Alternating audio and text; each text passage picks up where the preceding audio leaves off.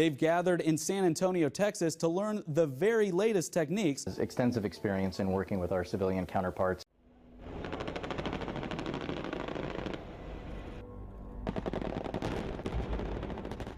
When it comes to the large and varied panorama of global military operations, Africa frequently continues to be a region of hidden stories and undertakings that are not widely recognized. It is a tapestry of covert operations, humanitarian initiatives, and strategic engagements that lies behind the headlines of well-known conflicts and interventions. The United States military plays a key part in these endeavors, but it is sometimes neglected. Exploring the little-known stories of U.S. military operations in Africa reveals a complex picture of regional alliances, intricate problems, and the ongoing quest for safety and peace on a potentially dangerous continent. Operation Enduring Freedom on the Trans-Sahara. Operation Enduring Freedom Trans-Sahara was initiated in 2007 with the purpose of combating terrorist threats in the Sahel region of North and West Africa, which is a huge and diverse region. Under the direction of the United States Africa Command, this operation was a collaborative endeavor that incorporated the participation of partner governments in the region. The Sahel region, which is characterized by porous borders, weak governance, and huge expanses of ungoverned regions, became a breeding ground for a variety of extremist groups, such as Al-Qaeda in the Islamic Maghreb, Boko Haram, and Ansar Dine's activities. The objective of the OEFTS was to address these security concerns by employing a holistic approach that included efforts for capacity building, intelligence sharing, and military training. OEFTS included a number of important components, one of which was the provision of training and support to partner nation security services in order to improve their capacities in the fight against terrorism. Special forces from the United States of America participated in joint exercises and offered technical help to local military. The exercises focused on counterinsurgency strategies, border security, and intelligence collecting, among other disciplines.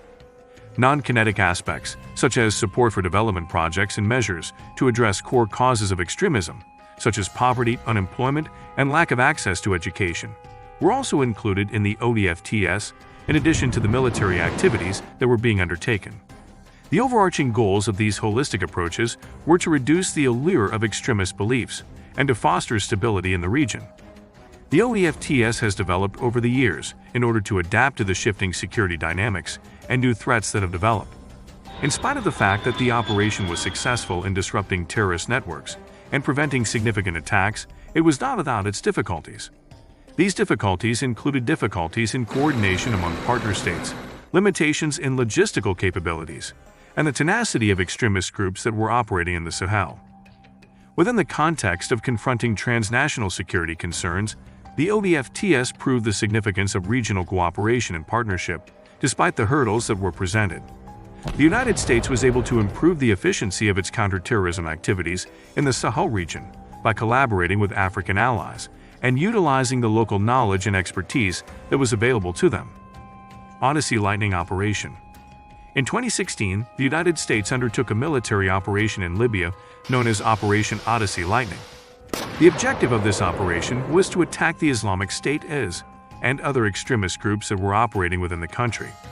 It was a significant step up in the United States' engagement in the complicated and drawn-out struggle in Libya, which was defined by the operation.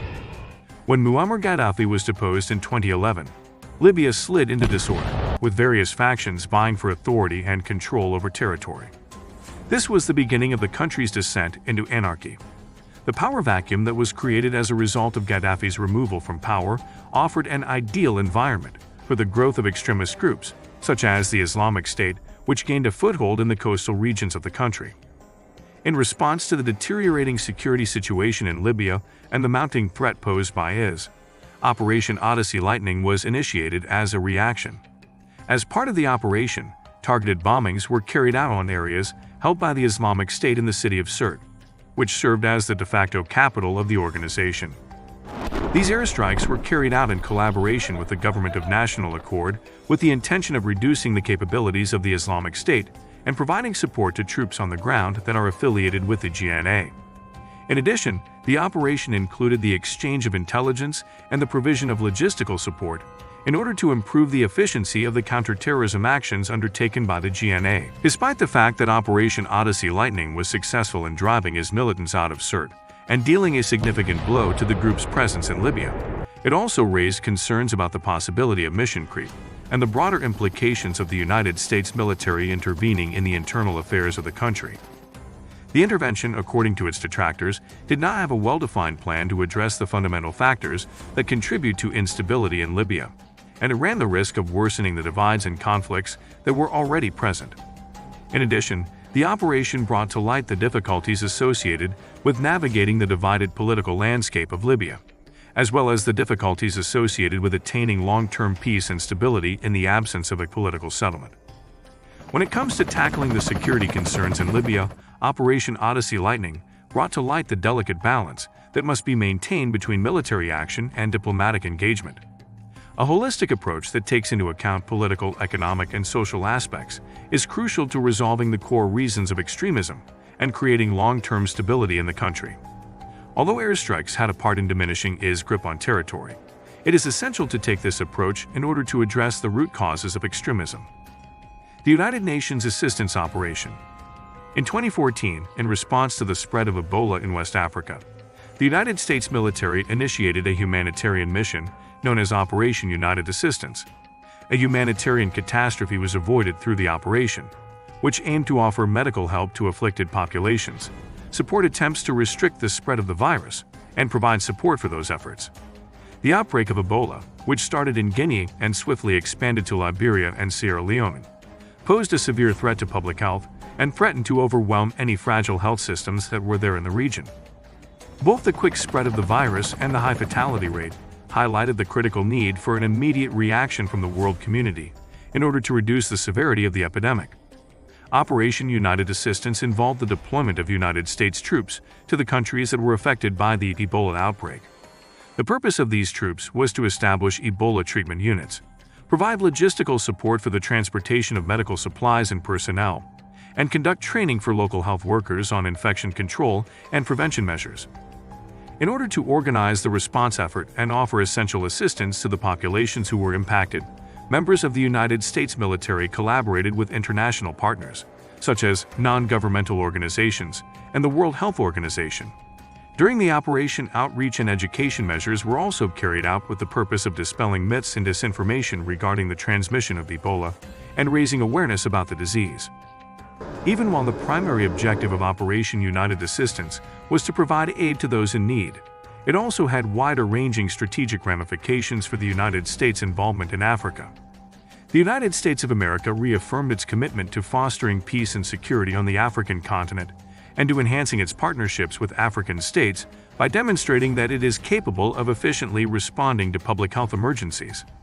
The fact that Operation United Assistance was successful in curbing the Ebola outbreak brought to light the significance of coordinated worldwide efforts and the requirement for solid public health infrastructure in order to effectively respond to newly emerging infectious illnesses.